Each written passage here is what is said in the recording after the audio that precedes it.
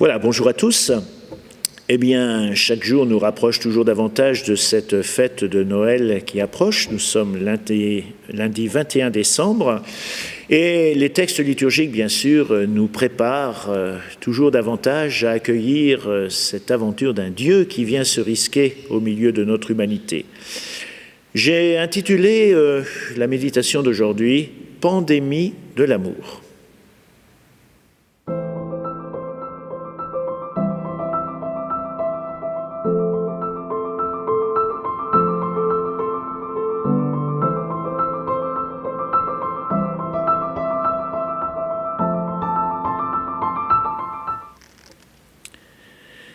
De l'évangile de Jésus-Christ selon saint Luc.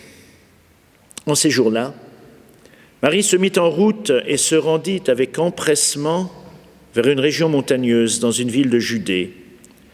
Elle entra dans la maison de Zacharie et salua Élisabeth. Or, quand Élisabeth entendit la salutation de Marie, l'enfant tressaillit en elle. Alors Élisabeth fut remplie d'Esprit Saint et s'écria d'une voix forte : « Tu es bénie entre toutes les femmes, et le fruit de tes entrailles est béni. D'où m'est-il donné que la mère de mon Sauveur vienne jusqu'à moi ? Car lorsque tes paroles de salutation sont parvenues jusqu'à mes oreilles, l'enfant a tressailli d'allégresse en moi. Heureuse celle qui a cru à l'accomplissement des paroles qui lui furent dites de la part du Seigneur. »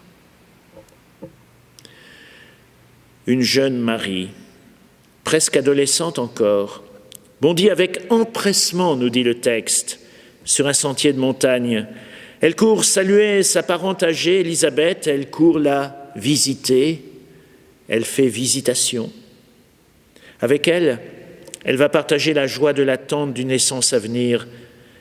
Les deux femmes, dont les générations sont pourtant éloignées par les années, trouvent aussitôt les mots de la connivence et de l'émerveillement.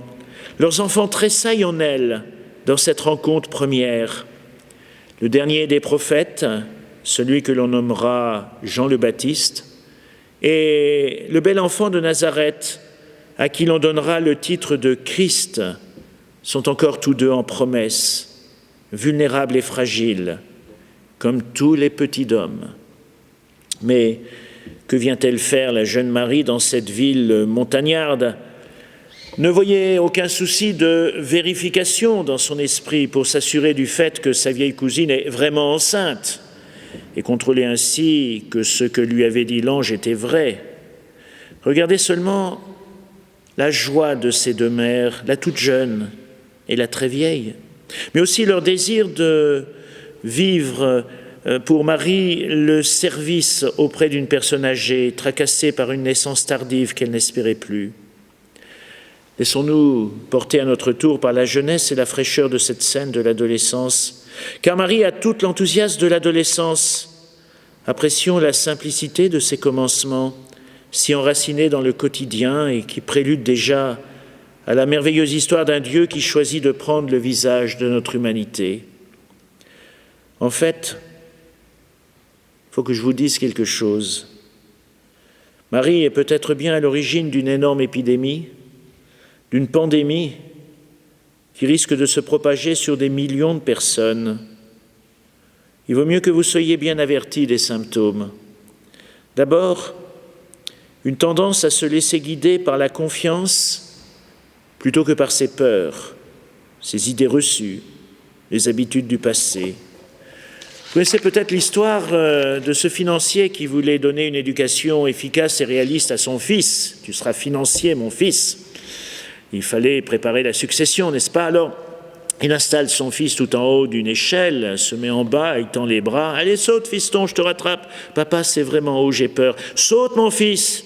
Tu arriveras dans mes bras, je vais amortir ta chute, tu sentiras rien. » Finalement, le gamin saute, le père s'écarte. L'enfant atterrit brutalement sur le sol où il se fait très mal. Son père se penche alors vers lui et dit « N'oublie jamais la leçon, mon fils. Ne fais jamais confiance à personne. » Non. Nous finissons peut-être à être un peu comme ça. La vie nous apprend à nous méfier, même si nous n'avons pas reçu cette éducation-là quand même. Le symptôme de la contagion que Marie nous transmet nous invite exactement au contraire, la confiance plutôt que la peur, la confiance plutôt que les mauvais souvenirs en boucle et les angoisses de l'avenir. Deuxième symptôme qui vient s'ajouter au premier, un manque total d'intérêt pour juger et critiquer les autres, un manque d'intérêt à se juger soi-même insignifiant et à même à s'intéresser à tout ce qui pourrait faire naître des conflits. Mais à quoi allons-nous occuper nos journées si nous n'avons plus envie de critiquer, de nous moquer, de nous jalouser, de nous déchirer? Eh bien, nous allons gagner du temps, beaucoup de temps, et ce temps, nous pourrons l'utiliser pour aimer. Marie ne pense qu'à la joie, au bonheur, au merci. Il faut ajouter un troisième symptôme vraiment inquiétant, ou plutôt une perte inquiétante, tout à fait inquiétante même, la perte de la capacité de se faire du souci. C'est sans doute là que l'on reconnaît le symptôme qui risque de provoquer du chômage chez les psys, je ne sais pas. Marie a toutes les raisons du monde de se faire du souci. Attendre un enfant avant d'être mariée, alors qu'on est encore adolescente, ce n'est pas une bonne idée. Dans un pays où les femmes adultères sont tuées à coups de pierre. Élisabeth aussi a toutes les raisons de se faire du souci. Attendre un enfant alors qu'on est peut-être la présidente dynamique du club du troisième âge, ce n'est pas une bonne idée.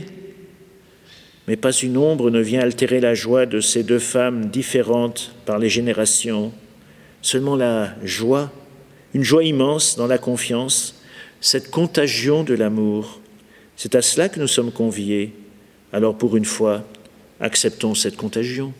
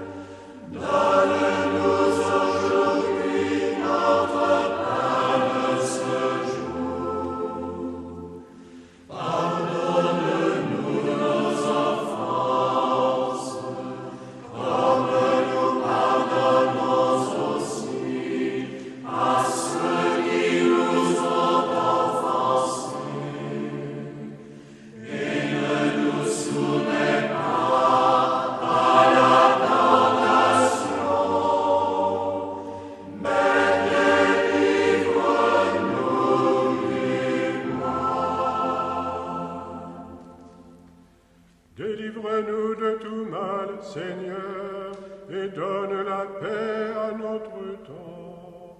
Par ta miséricorde, libère-nous du péché. Rassure-nous devant les épreuves, en cette vie où nous espérons le bonheur que tu promets et l'avènement de Jésus-Christ, notre Sauveur.